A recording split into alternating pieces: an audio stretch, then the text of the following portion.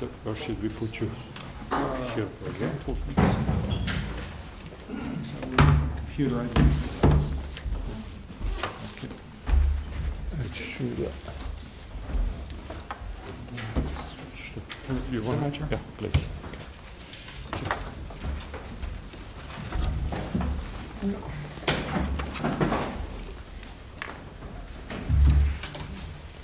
Dame i gospodo, poštovani matičari, naše veliko zadovoljstvo da mi nastavimo našu saradnju sa Institutom za evropske studije. Kada smo ušli u ove razgovore o saradnji, mi smo pretpostavljali da će tu biti predavanja, mišljenja i stavova koji će izazvati različite tipove reakcije, ali smo nekako verovali da će biti dominantan duh tolerantnosti koji mora da krasi svaki oblik demokratskog dijaloga i spremnosti na poštovanje drugoga. Nadamo se iskreno da će i nastavak ovih naših programa i nastavak našeg zajedničkog djelovanja učiniti da do većeg stepena tolerancije dođe, budući da smo bili izloženi nekakvim prilično neutemeljenim napadima u medijima.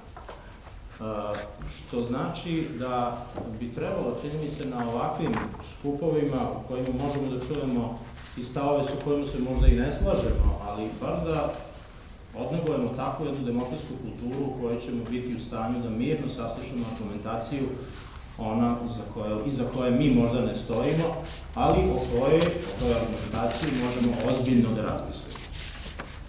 Bili smo uvek svesni da držimo u vremenu mnogih otvorenih pitanja i naša želja u Matici Srpskoj jeste da sa jednom takvom institucijom koja je sva u vremenu u kojem živimo, otvorena za sve vrste ozbiljnih rasprava sa Institutom za evropske studije, sarađujemo tako da i publika u Novom Sadu, a i šire može da bude na jedan dobar način informisana o tome šta se dešava u svetu, a i da bude informisana o pitanjima sa kojima se suočava naše društvo. Toliko je naša zahvalnost Institutu za evropske studije i direktoru ovog instituta, dr. Mišu Đorkoviću Veća, i ja mu dajem sada reč da on predstavi našeg večerašnjeg gosta, gospodina Stivena Baskervila.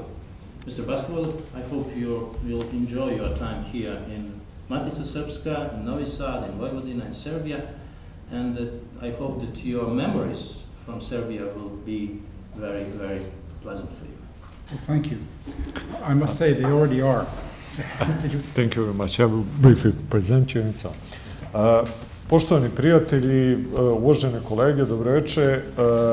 Hvala svima na pozivu i zahvaljujem se naravno predsjedniku naše Matice, gospodinu Draganu Staniću, na mogućnosti da ova naša ozloglašena saradnja nakon leta, moram malo da se našalim, se nastavi ovako sa takođe vrlo zanimljivim i provokativnim temama.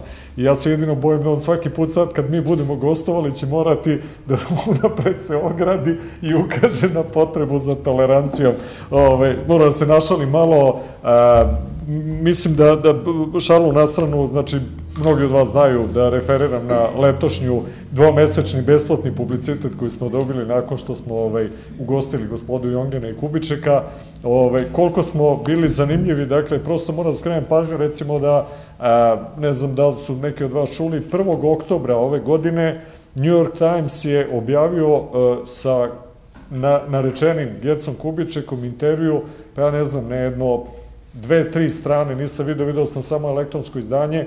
To je, dakle, otprilike naslov je bio u originalu Prophet of New German Right there. Znači, čovjek za koga su rekli otprilike da je negde najznačajniji teorijski akter onoga što se danas dešava u Nemačkoj, tog nekog novog konzervativizma i tako dalje. I sad ja sam stvarno bio ponosan što smo mi uspeli da te neke ljude koji su vrlo zanimljivi dovedemo ovde da na jedan pristojan način iznesu svoje stavove i radimo na tome da objavim jednu publikaciju sa tim predavanjima. Evo, toliko da se nastavim na ono što smo imali i mislim da planiramo još nekoliko vrlo, evo prosto da iskoristim vrlo zanimljive gostiju koji će doći u narednom periodu i nastavljamo pre svega da se trudimo da otvaramo ono što Institut za evropske studije zaista se trudi u svom radu pre svega i deo toga da prenesemo uz podršku Matice ovde, a to je da probamo da zaista dovedemo ljude koji imaju nešto novo da kažu. Ne želimo da vrtimo opšta mesta i da ponavljamo one opšte ideološke stvari, nego kao ljude koji su odgovorni naučnici, kao što vidite ovde, pre svega nas zanimaju ljudi koji preispituju ono što je vladajuća ideologija danas i koji gledaju da otvore neke nove istraživačke puteve.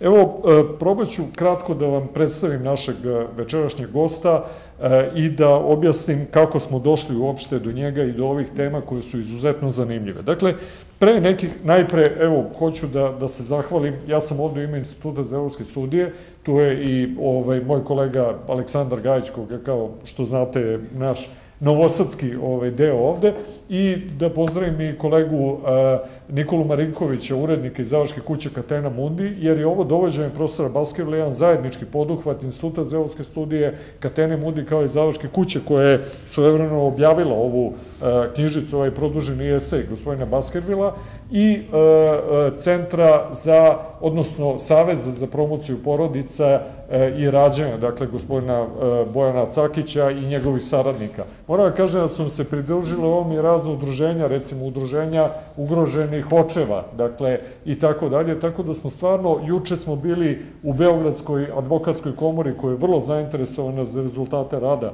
profesora Baskervila, zato što oni sve više se bave ovim stvarima u praksi i tako dalje i tako dalje. Dakle, šta je osnovna ideja bila pre neki 5-6 godina, Catena Mundi je sticajem okolnosti objavila ovaj esej gospodina Baskervila koji se zove kratko Rodna ravnopravnost i problem ljudskih prava. I to nije, kao što smo mislili, jedna od onih publikacija u kojima se govori na opšti način o ovim problemima, nego jedan izuzetno analitičan i kritičan tekst koji vrlo lepo pokazuje i drugu stranu ovih stvari koje mogu biti vrlo značajne normativno, ali s druge strane, ako se instrumentalizuju, mogu da prave mnogo veće probleme od one koje navodno pokušaju da reše.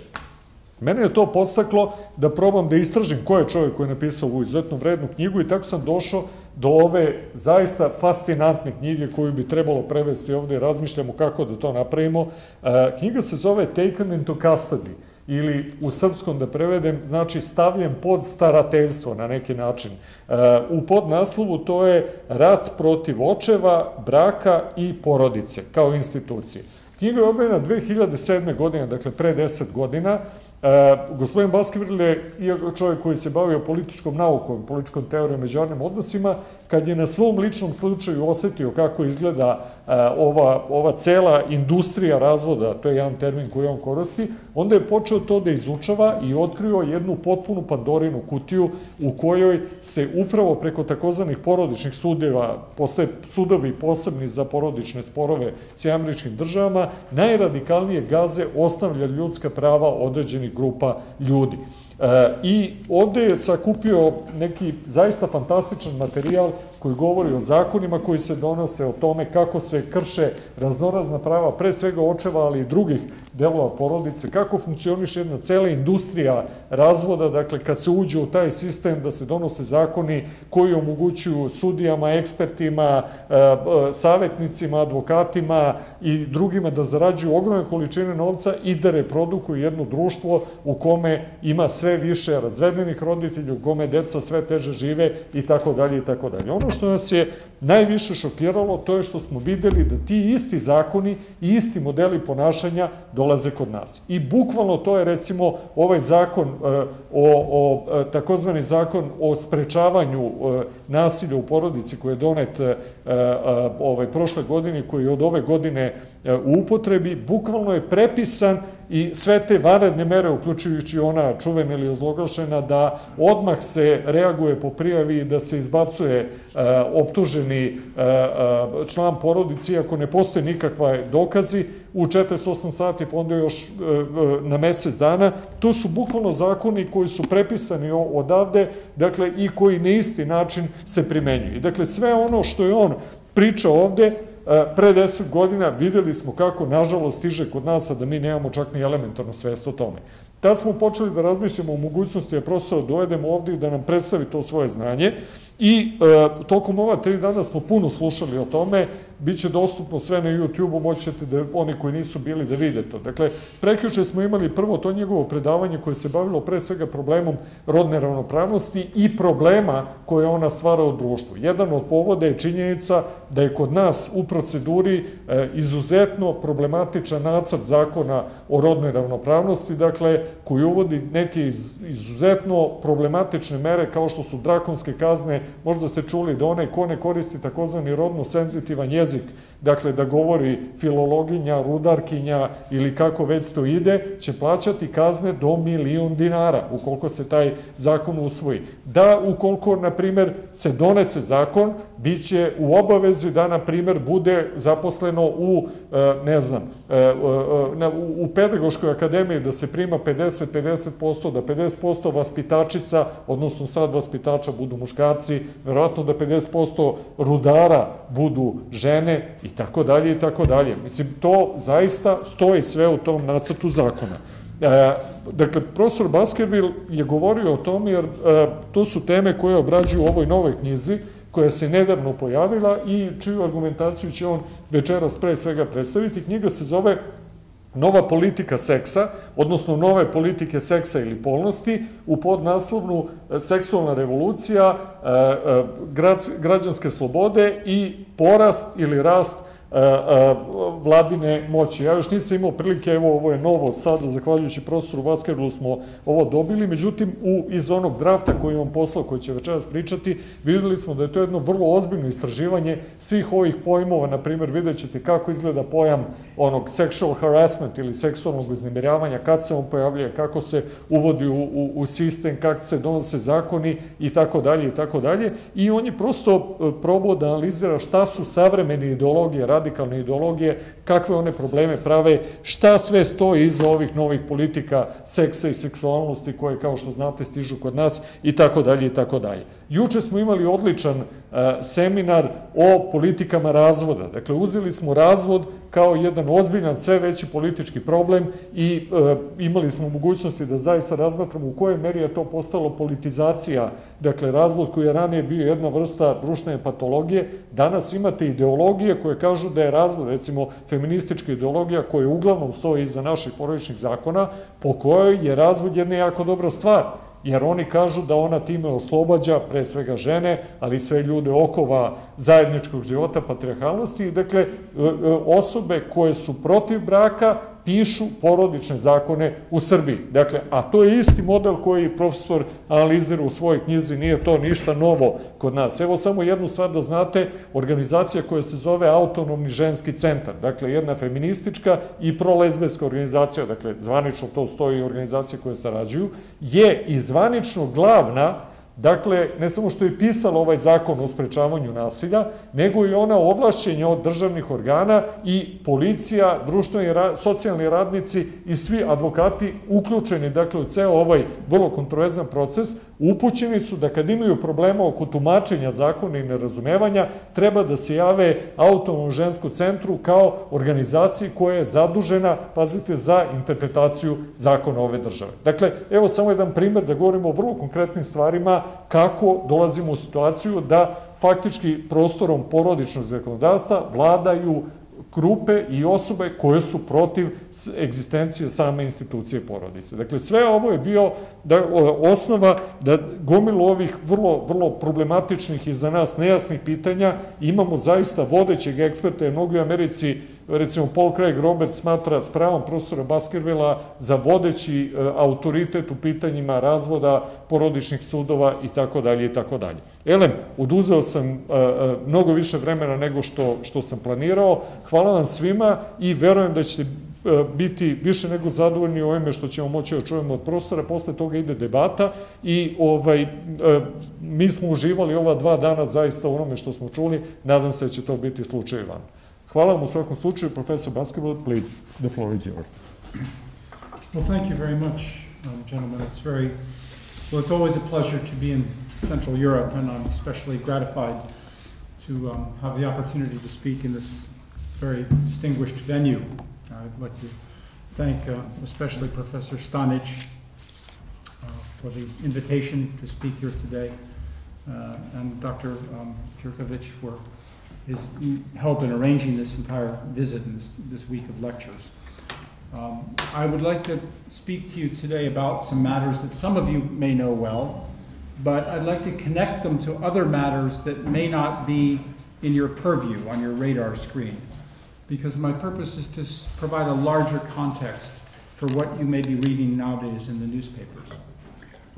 In just a few months since my book was published, there have been changes which I think actually vindicate my book. I took the title, The New Politics of Sex. It came from a Newsweek magazine cover of about 6 years ago called The Politics of Sex, and the issue at that point was same-sex marriage. Nowadays, if you hear that title, The Politics of Sex, you're probably more likely to hear about events in the newspapers over the last few weeks where many public figures throughout the Western world, in the United States, in Britain, in France, elsewhere, have been accused of various sexual transgressions, sexual harassment, sexual assault, sexual this and sexual that, which is often very difficult to understand. So my point here is that these different manifestations of this are connected. And they are only the most obvious manifestations, the most salient of a larger phenomenon which has been occurring over several decades now. Just, sorry, one thing. Zaboravio sam jednu stvar, vrlo bitnu, izvinjavam se, pre svega Nikoli ovde. Večeras, ko je zainteresovan, može po vrlo povoljnoj ceni od 100 dinara da nabavi ili kupi knjigu profesora Baskervila koja se bavi problema rodne ravnopravnosti i ljudskih prava. Izvinjavam se još jednom. Sorry, I forgot to mention possibility to buy the book. Okay. Sorry. What I'm arguing, a theme of the book is that underlying all of this is the advent of a new ideology. An ideology similar, well, it's more than just the sexualization of our culture. It is the politicization of sex, or the development of a political ideology based on sexuality. It's a new ideology that derives its power from claims to control the terms and to change the terms of sexuality.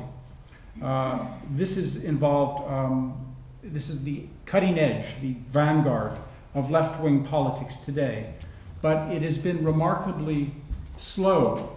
Scholars like myself, journalists, other elite figures have been remarkably slow to recognize this and to investigate and to explain it.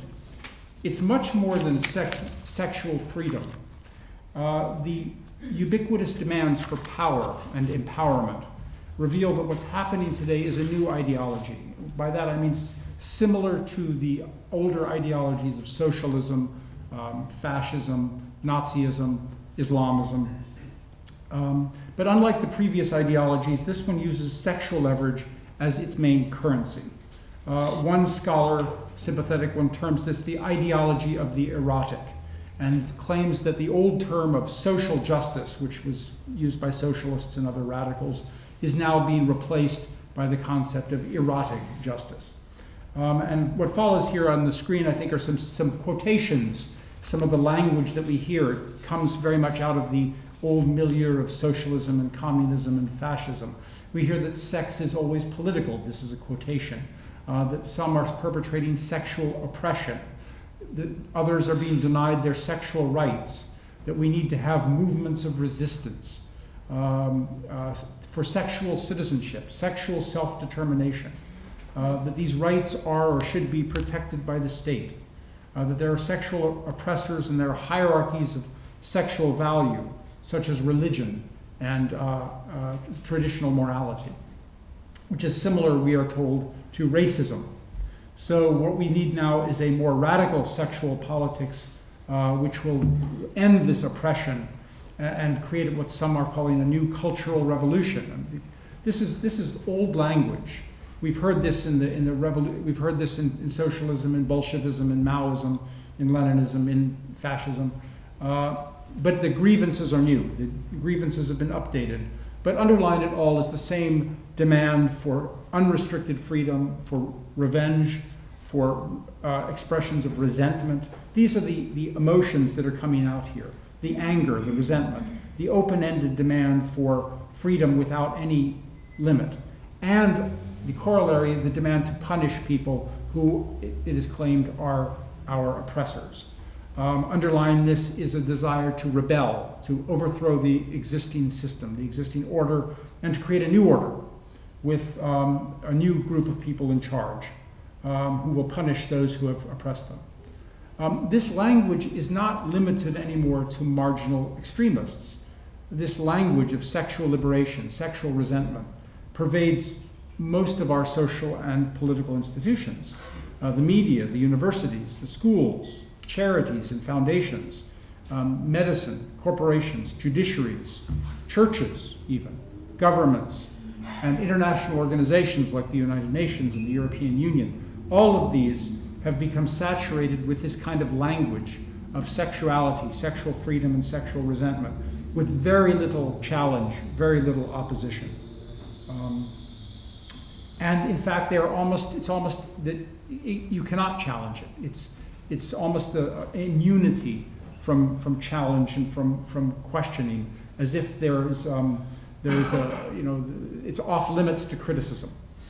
And but this, more than anything, I think, throughout the world, there is this polarity which is dividing our ideological and our political alignments. And yet the scholars and others are not being critical or even scrutinizing this. This ideology began with apparently modest aims. It began with feminist demands for equality with men, legal equality. Later, homosexual activists joined in and demanded privacy, the right to conduct their lives in private without the state intervention. These seemed like modest, limited goals. We are told that the goal is simply freedom, because every ideology promises freedom. And that once they have the sexual freedom, then we will return to normal and there will be peace and stability. But there's much more to this agenda than meets the eye. We've opened a Pandora's box of urges and demands which, like sex itself and political power, those are both urges that are insatiable. They can never be permanently satisfied. So it's difficult to separate the substance of the sexuality from the political methods of achieving it. As any parent of an adolescent knows, sexuality itself is a form of rebellion. It's a way of expressing rebellion against the existing order and breaking restraints. And I have an interesting quotation here from a feminist who argues very succinctly, your abortion can be a rebellious and empowering act. Okay, so this expression of rebellion and power. It is an act through which you can assert yourself. My hope is that you will use your abortion to connect with women everywhere. You will connect your very special personal with the very important political, and you will begin to know your own power. Again, that demand for power. Similarly with homosexualism, not all homosexuals are politicized and understand their sexual lives politically, but increasingly there is a homosexualist ideology, homosexualism, homosexuality as a political ideology. Lesbianism is part of this, is the obvious example, where lesbianism is simply the personal side of the radical, the larger feminist political movement. So the two are joined, the personal and the political are inseparable. The means and the ends are inseparable, and they create an open-ended revolt for its own sake without any limits. This is what, of course, revolutionaries like Trotsky and Mao called permanent revolution. Unlike limited demands, the American Civil Rights Movement, the Gandhian revolt against the British, these were limited civil rights movements with limited goals. this kind of movement is completely open-ended. There's no limit to the demands. A number of scholars have pointed out the parallel between sexual radicalism, the fact that it has historically occurred in times of political radicalism. It's emerged during the French Revolution, during the Russian Revolution, even somewhat during the American Revolution. And there have always long been connections between feminist radicals and, for example, Bolsheviks and socialists. Likewise, a number of scholars and journalists have pointed out the connection between homosexual freedom and movements and fascism. It has a long history together. There's a number of books on this. A homosexual gay journalist named Johann Hari has pointed this out. You can read the quotation saying that mainstream elements of homosexual culture have long had connections with fascism. Well, these were minority elements of Bolshevism and fascism in the past. Now they are emerging in their own light as a major revolution in itself. So it was a sideshow with Bolshevism, socialism, fascism. Now it's the main show. So, and we saw this in the last century. I want to turn now to the question of freedom and start with religious freedom, because every revolution promises freedom. Every ideology promises freedom, but the result is often authoritarianism and terror. And this is the same thing we are seeing now. We are promised sexual freedom, but we find that this directly clashes with, first, religious freedom, and secondly, secular freedom. Religious freedom has received the most attention in the Western world. In Britain and the United States, Christian groups have already responded, so I won't spend a lot of time on this. And increasingly, we see this direct confrontation. Most of the restrictions on religious freedom today come from the expanding sexual agenda. Street preachers, here's examples, you've probably read about them, so I will go through this quickly. Street preachers have been arrested for preaching against homosexuality. Government officials have lost their jobs for refusing to officiate same-sex marriages. Business owners like cake bakers and B&B owners have been driven out of business because of their refusal to, because of their consciences. Catholic adoption agencies have been put out of business because they refuse to give children to same-sex couples. There's a number of examples. Firemen have been ordered to march in gay pride parades, and policemen to display the symbols. Homeschoolers, home education, parents who educate their children have been forced to relinquish their children, sometimes to a sexualized school curriculum. And there's examples I could give you from the European Union as well. So there's a number of examples. And here's a number of quotations I have. Even the United Nations has recognized this threat, saying that Christianity is under a threat from a radical sexual agenda. But other United Nations bodies have said the opposite. They've said that there's an irreconcilable difference between sexual freedom and religious freedom, and that the two are not compatible with each other. 10 years ago, this is a quotation from the United Nations. I won't read it, but you can read it on the screen there, where they say that true gender equality does not allow for differences of opinion based on religious rules, traditions, and customs. So if your rules, religious rules, traditions, and customs are inconsistent with the United Nations' view of women's rights, you need to find new traditions and customs. A lesbian attorney in 1997 predicted that there would be this direct clash between religious and political freedom. Well, that day has arrived. I have a quote here from a government official, an American government official, lesbian, who is official. She is sworn to uphold freedom of religion, freedom of speech, and yet she says explicitly there is a conflict, that there can be conflicts between religious freedom and sexual freedom, but sexual freedom should win. Always. Just like that, without the merits of the issue. I wanted to skip over this. I've also even suggested that there are another radical ideology which also threatens Christian religious freedom is Islamism. And this is a very difficult issue, but I also argue that Islamism is also, in its way, a sexual ideology. It's very different from feminism or homosexualism, and on the surface it seems to be very opposite. But in practice, they are oftentimes allies. In practice, homosexual groups, feminist groups, and Islamist groups often form alliances against Christian groups in politics. And I have reasons for that. It's more than I can explain, but I will try to explain it if anyone has any questions about that later. But it is striking how that kind of thing is counterintuitively you find this kind of alliances. And again, it's based on the concept that every political ideology thirsts for power. And we can make strange alliances. We saw the way the Nazis and the communists could make common cause when it was in their interests to do so. But I want to turn now to the concept of civic freedom, because in the West this has received much less attention, even though the violations of civic freedom have been much more serious, I think, than even the violations of religious freedom. What we are seeing here is a new form of authoritarianism, and even, I think, the words terror are not inappropriate here.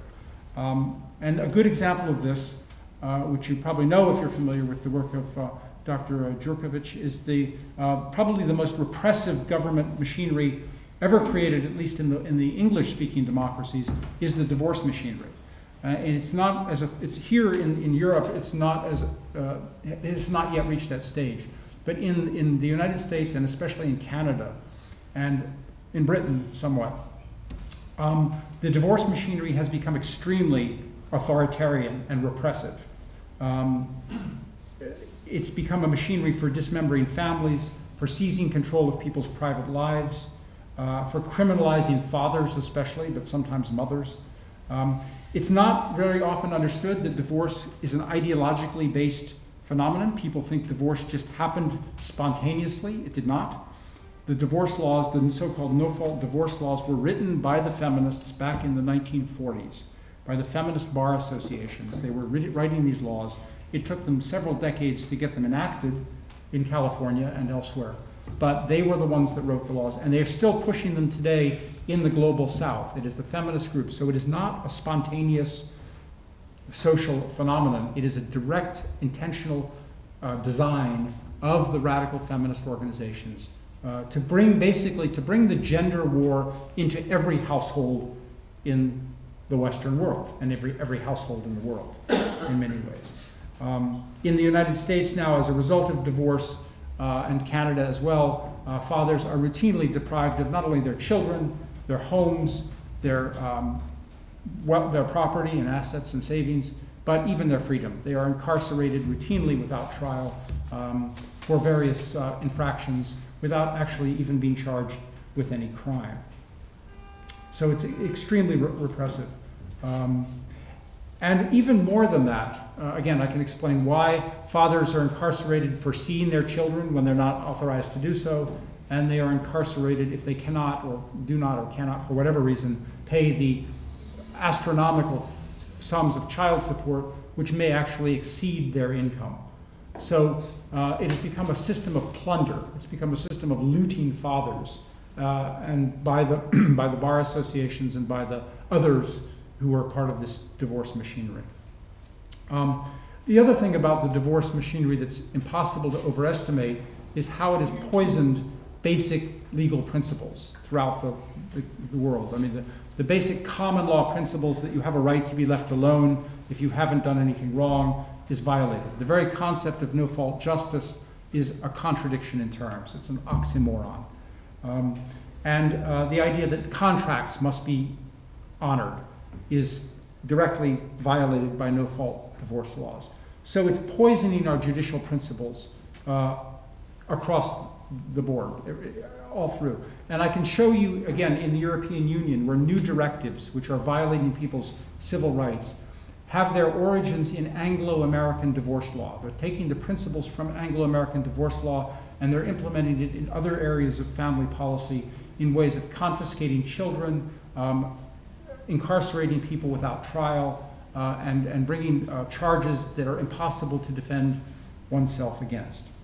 So it's very destructive. One of the areas that we are seeing today is this panoply of new crimes, what I call gender crimes, which involve new crimes which are identified by new jargon or new definitions which nobody really understands. And the inflammatory language is very misleading. We hear about rape, sexual assault, sexual harassment, domestic violence, stalking, child abuse, bullying, sex trafficking. What's happening here bears very little relation to what these words suggest. Okay, rape, we hear rape, we think we know what rape means, but it often consensual sex is described as rape. Domestic violence that involves no physical violence or physical contact or any threat of physical contact. Child abuse that is simply parents disciplining their children or homeschooling their children, or sometimes simply a child being injured on the playground, okay, and parents are accused of child abuse without any grounds. Bullying, which has no definition, it doesn't mean anything. What is bullying? How do you define it? Sometimes criticism of the homosexual agenda or helping a child or an adolescent who has same-sex attraction, and you're trying to cure that same-sex attraction and give that child therapy, is described as bullying, okay? Or stalking, which suggests, pursuing women, chasing women dangerously, but it's often simply fathers who want to see their children, who are divorced involuntarily. One feminist scholar has shown that the explosion of the prison population in the United States with 3 million inmates is largely attributable to the radical sexual feminist agenda and domestic violence and rape accusations. This has had a hugely an impact on the law. It is adulterated, it is debased the law, and basic due process protections are set aside.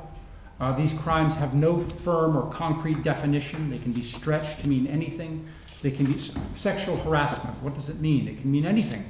It can be stretched to fit the defendant, to fit the accused, rather than the accused fitting the crime. Most people have never heard of these crimes a few years ago, and there's still no definition for most of them. They are not adjudicated in regular courts. They are adjudicated in special courts. They are adjudicated in university courts, or family courts, or domestic violence courts. And I know this is something that you can maybe understand here in Serbia, because of course you see the injustice of what happens when you create special courts. Special courts to try Milosevic and Mladic, and these. Instead, if you can't convict someone in regular courts, then there's something wrong. Excuse me. When you create special courts that almost always have only one verdict, and that's guilty. It's very similar to what's going on here. And they use terms which presume guilt: perpetrators, abusers, batterers, bullies, harassers, and the accused or the accusers are referred to as victims, as if, again, to presume guilt. They blur the distinction between real crimes like rape and nebulous interactions between people that are not criminal, like harassment, or whatever that means, or feelings, arguments. Verbal disagreements are treated as if they are crimes. Conviction rates, convictions are treated like something are good.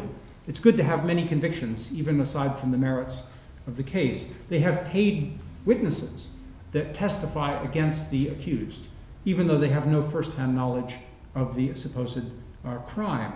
And there's government propaganda, government literature to raise awareness that there's crimes all around us. Everyone's a criminal. We just have to convict them and punish them. And they're certified, victims are certified by the welfare agencies, as if they are, certified victims implies that they have been victims of someone's crime. We find people are frightened to question these laws or to defend those who are accused because these crimes are so hideous: rape, sexual molestation of children, pedophilia, child abuse. These things, nobody wants to defend a rapist or a child abuser or a child molester. So the accused are deserted by government officials, they're deserted by their friends, their family members. Everyone stays away from them. Nobody wants to question the accusations.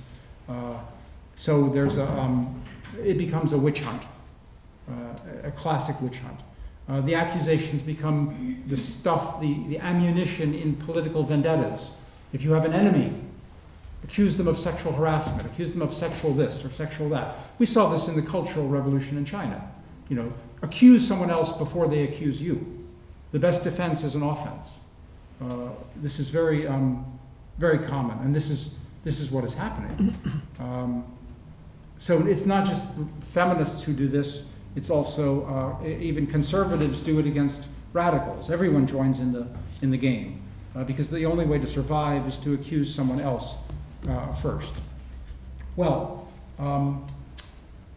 one of the things that's frightening about this, one of the things that's important to understand is that this doesn't happen despite the new sexual freedom. It happens because of the new sexual freedom. First comes the freedom, then comes the authority, the authoritarianism. So we have expanded sexual freedom combined with diminished political freedom. And this is very common. People have observed this. So, you know, the demand that women should be allowed to enjoy free sexuality like they think that men can do. And then it becomes an accusation of rape. Okay, first is the demand that women should enter the workplace, but that becomes an accusation of sexual harassment.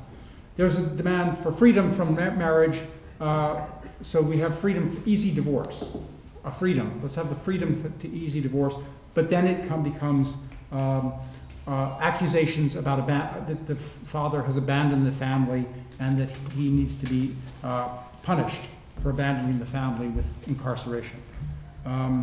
Demands that women don't need men to support them financially then become a demand to get the money out of the man for alimony or child support.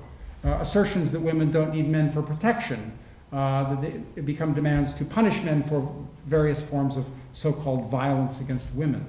So it's again, the demand to raise children without fathers, raise children by single mothers raising children without a father to teach them or discipline them or raise them properly. And even that becomes an accusation of bullying against the children. So even not only fathers and men are criminalized, but children and adolescents are criminalized as well.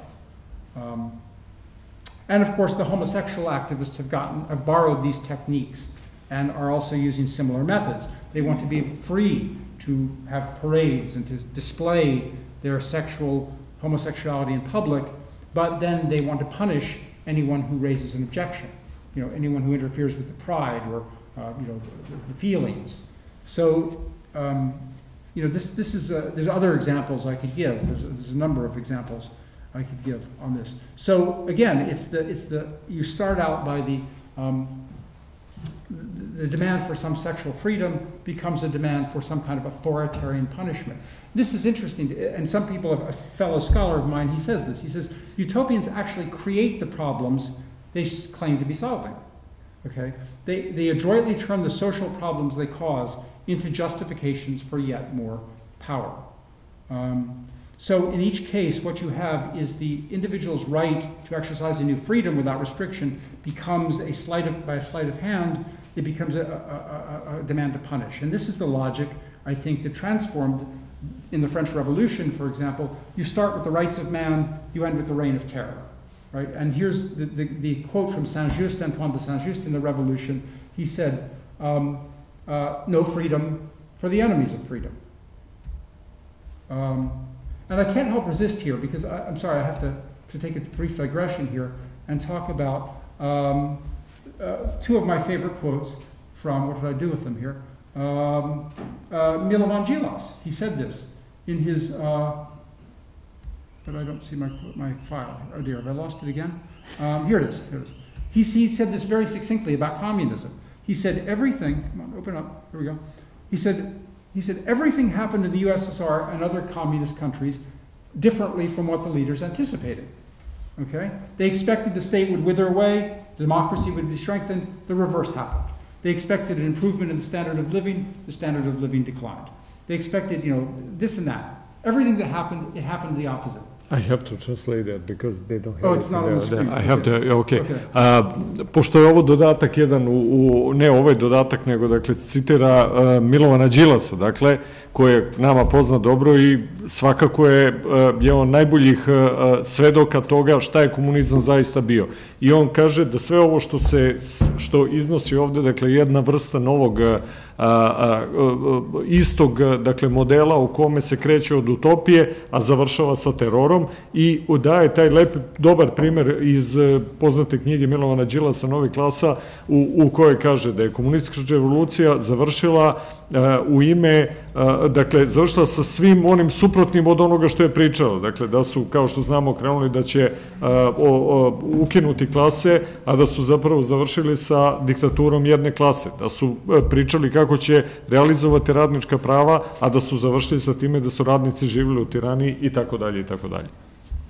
And as long as I've done this, my earlier point, I said, you know, how can the homosexuals and the feminists on the one hand work together with the Islamists? I mean, their ideas are completely opposite. How can they make alliances with each other? Well, it's very simple. They both want power.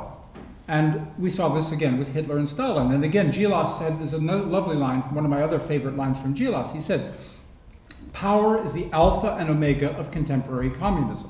I have to translate again. So, dakle, on podsjeća na ono što je govorio o tome i pita kako je moguće uopšte da feministkinje, homoseksualci i radikalni islam, dakle, vrlo konzervativne grupe, mogu da se udruže kao što se zaista dešava, recimo, ne znam, na izborima u Francuskoj, što se dešavalo i tako dalje, pa zato kaže što je ono što i povezuje sve zajednički jeste moć. I tu opet citira Đilasa koji kaže da cela priča o komunističkim revolucijama se uglavnom svodila na moć, da je odlazilo sve ono što je trebalo da opravda, dakle, razloge zašto se izvodi revolucija, da na kraju ostala čista moć i da je to negde suština komunizma bila.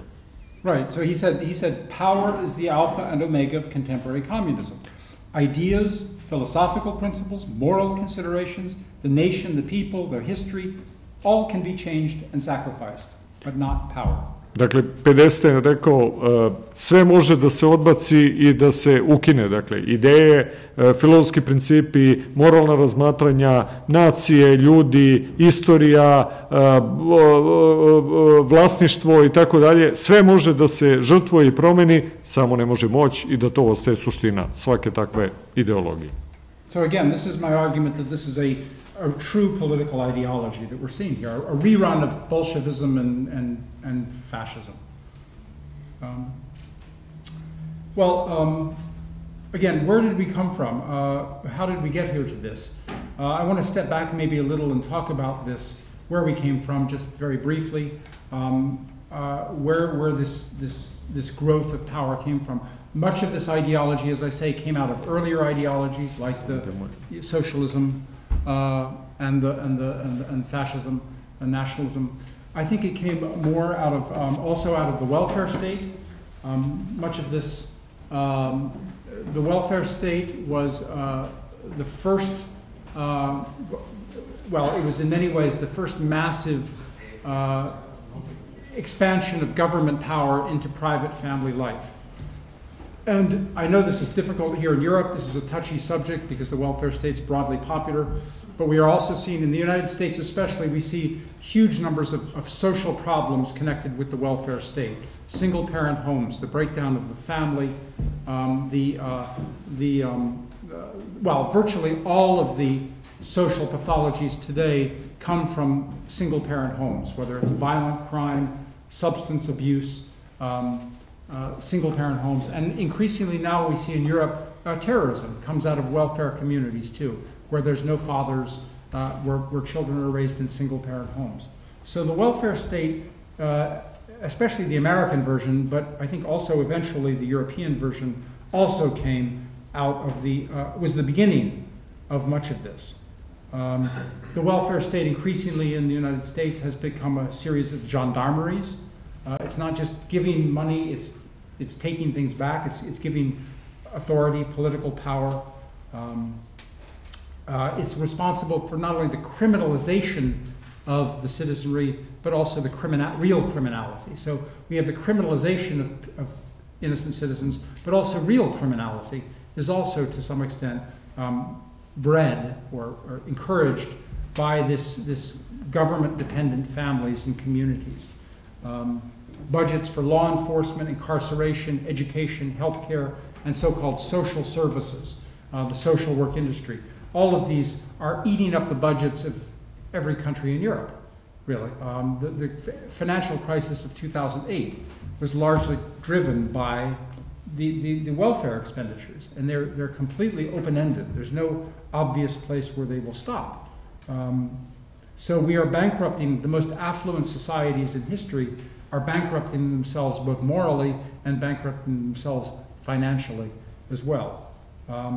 We see this all through throughout our society. Everything is becoming sexualized. Everything is becoming feminized.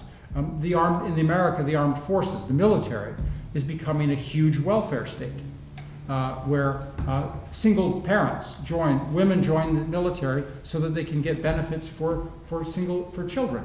And men who join the military are involuntarily divorced and deprived of their children while they're overseas serving their country.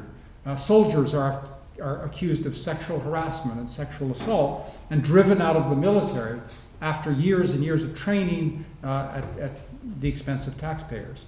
And yet also increasingly the military is being used as being rational. War in places like Iraq and Syria is being rationalized by women's liberation and the liberation of children.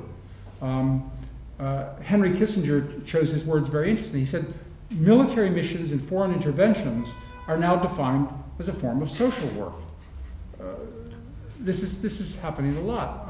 Economic development, which is supposed to be helping developed parts of the world, the global south, are having the opposite effect, because increasingly economic aid, development aid, is functioning as a form of global welfare system which breaks up families, marginalizes fathers, makes women and children dependent upon the Western aid officials.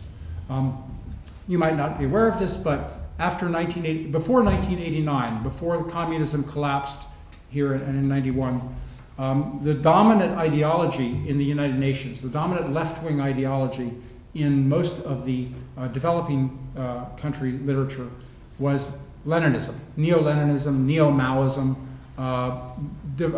dependency theory, these kind of quasi-Marxist theories about economic development.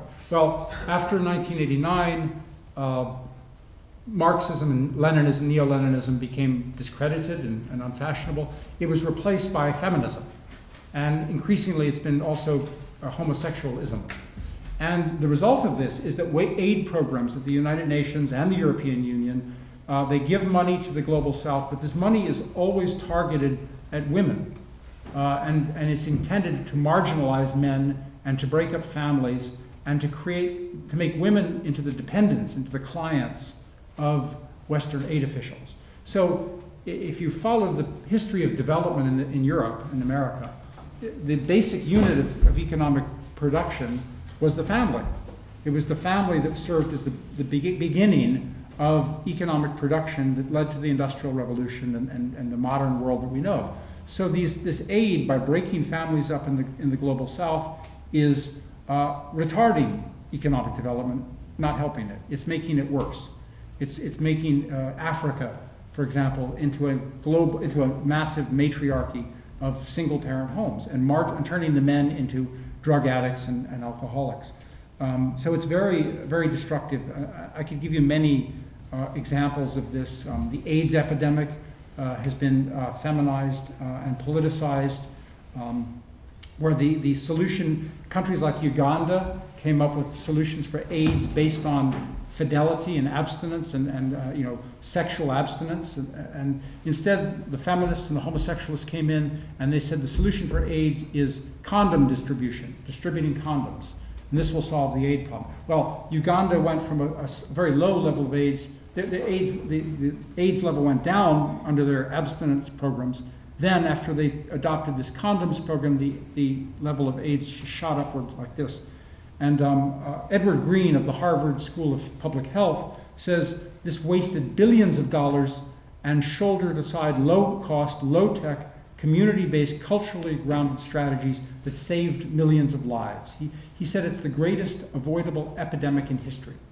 Okay, millions of deaths were caused in Africa and elsewhere because of this. And he uses the same term that I use. He said it was because of sexual ideology. So he could see that this was the same. There was an ideological root to this. Again, organizations like the United Nations and the European Union spend a huge amount of their time on these issues. It doesn't get media attention, but it's mostly what they do. Another example of this that we're familiar with, and you're probably seeing it here, the beginning of it, is the politicization of children. The idea that every public policy measure that needs to be enacted needs to be rationalized because it will protect children. So, for example, we see this has been going on for years in the West. The laws requiring seatbelts. You have to wear seatbelts because it protects children. Gun control laws have been passed to restrict gun ownership to protect children. Laws for alcohol consumption, controlling alcohol consumption is also rationalized because it will save the lives of children. I was somewhat dismayed to see when Donald Trump agreed to this bombing campaign in Syria a few months last April. He too rationalized it because he was protecting children. So he too invoked this. I didn't think this was going to happen in the Trump administration, but he too adopted this kind of. It's important, I have to translate because it's okay. Sorry. Profesor, kao što vidite, povremeno ubacuje neke svoje komentare na engleskom, neki razumeju za one koji ne mogu. Ovo je vrlo bitno, dakle, još jedna stvar na kojoj on insistira. Da su i republikanci, dakle, odnosno desna linija, odnosno konzervativci, faktički preuzeli svesno ili nesvesno iste diskurse, iste metode, tako da je bio slučaj Trumpa, koga smatraju, dakle, pobedom protiv Hilarine levičarske i feminističke ideologije, da je on takođe preuzeo ovaj diskurs kad je, na primjer, govorio o tome da je bombardovanje Sirije bilo da bi se zaštitila deca. Dakle, da potpuno oni koji bi trebalo da se bore protiv ovog celog metoda faktički preuzimaju i ideologiju i diskurse i tako dalje i tako dalje. Sorry. No, that's good. That's important. Let me just summarize my conclusion here briefly to see where we're going with this. Again, throughout the world, almost every issue now is being sexualized and feminized. We hear about everything causes hardship either for women or women and children or alternative sexual identities, gender identities. And I think all of this is so successful, and there's so little opposition or challenge to all of this, because every society naturally wants to protect women and children. They do, in return, impose restrictions on women and children, and the main restriction is restraint, sexual restraint, the restriction of sex and childbearing to married families. Now, how different societies do this varies enormously. The main mechanism for imposing and encouraging sexual restraint is religion. And different societies do this differently. Christian societies, Muslim societies, Confucian societies, they do this in different ways. But they all do it. They all do it.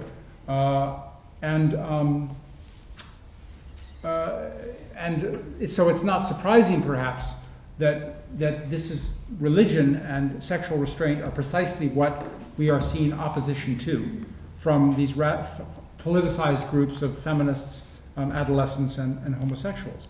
And I think in many ways what they are doing here is, again, I would go back to what I mentioned at the beginning, this relationship between the sexuality and the power, the craving for sexuality and the craving for power. They're very closely connected. And the radicals have in many ways thrown off the restraints on sexuality, and I think what they're doing now is throwing off the constraints on political power. Because the lust for sex and the lust for power are closely connected, and they can never be permanently satisfied. Most of political philosophy, political thought, has been geared to controlling power, specifically the power of men, especially. And religion was a main mechanism for doing that, for controlling political power, especially of men. And now what we are seeing is throwing off this, the religious restraints that every civilized society has imposed, but that I think that our society, the Western society, has imposed most successfully. I think this is why we see radicalized Islam today, because they too want to create an alternative sexuality for ordering their societies as well. So we are almost engaged in a kind of three-way war now between the feminist homosexuals here, the Islamists here, and the traditional Christian world down here is going on. So there's an interesting quote, I think, here by a homosexual scholar, Dennis Altman, who says, "Religion is central to sexual regulation in almost all societies." He says, "It may well be that the primary function of religion is to control sexuality." Well, I think this is too simplistic, because religion also controls political power and it controls resentment. But the general point is, when you throw off religion, this is what you get. You get unlimited resentment and unlimited political power. And I think that's where we are today. And I hope I've been clear. And I'll be glad to answer any questions. Thank you.